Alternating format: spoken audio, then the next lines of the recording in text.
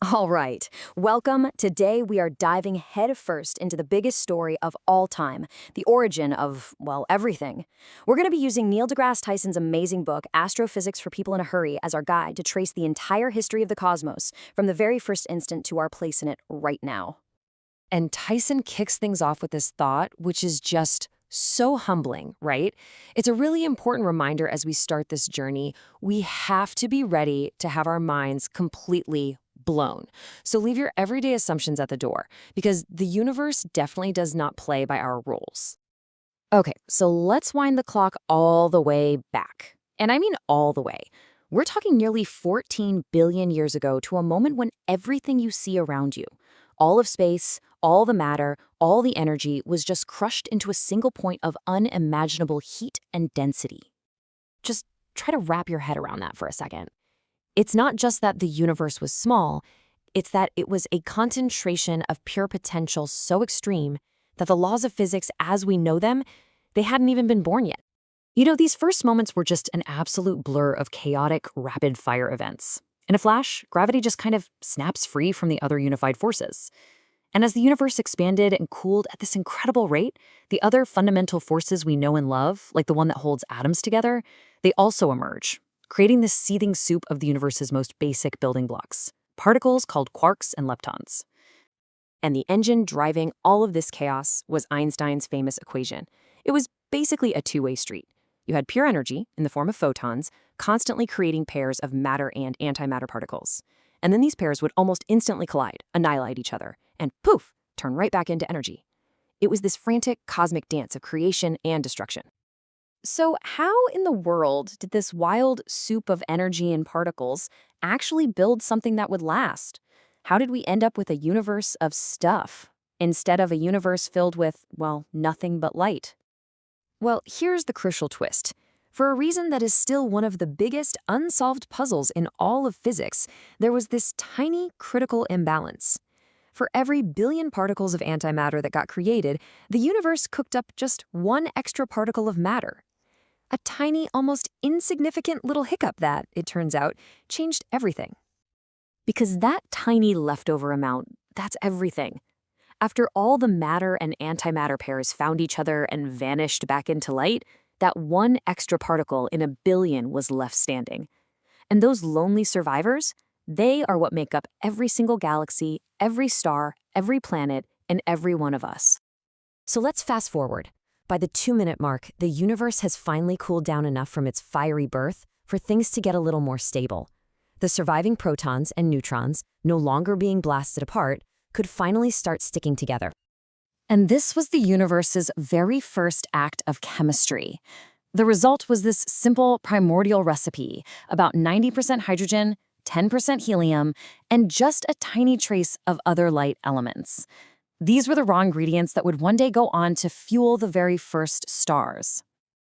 Okay, so now we have the raw ingredients for stars and galaxies.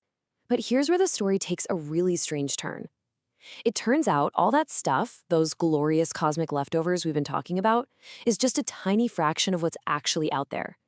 Yeah, modern science has revealed that the universe is dominated by two mysterious things we can't see at all.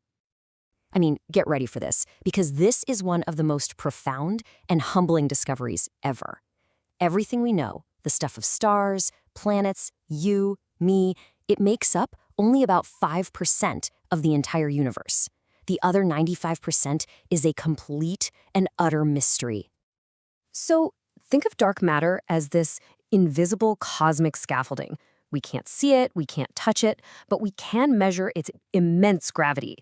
It provides the backbone for huge structures like our own Milky Way, and it's what keeps all the stars in their orbits instead of just letting them fly off into the void. And if dark matter is the scaffold holding things together, dark energy is this bizarre anti-gravitational force that's actively pushing the entire cosmic structure apart. It seems to be a property of space itself, and it's causing the expansion of the universe to speed up, getting faster and faster over time. This fantastic analogy from Tyson really puts it all into perspective, doesn't it? We live on the frosting, while the vast, enormous bulk of the cake remains completely unknown to us.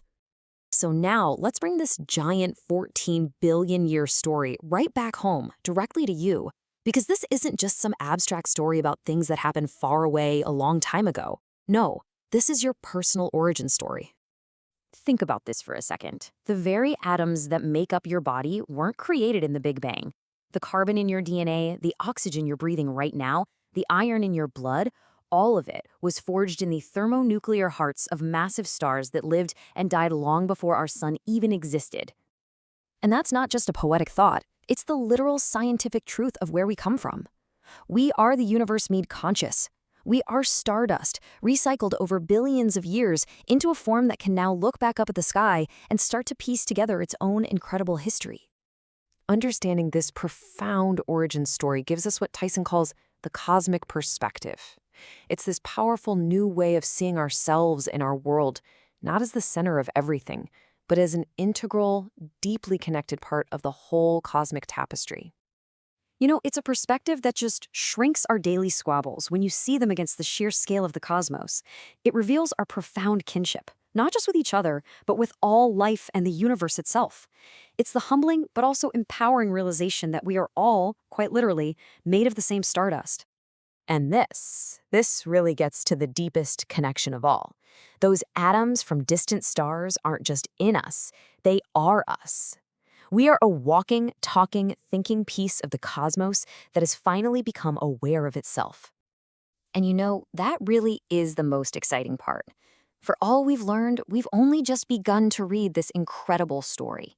The giant mysteries of dark matter and dark energy are still out there, leaving us to wonder, what other astonishing new chapters in our cosmic story are just waiting to be discovered?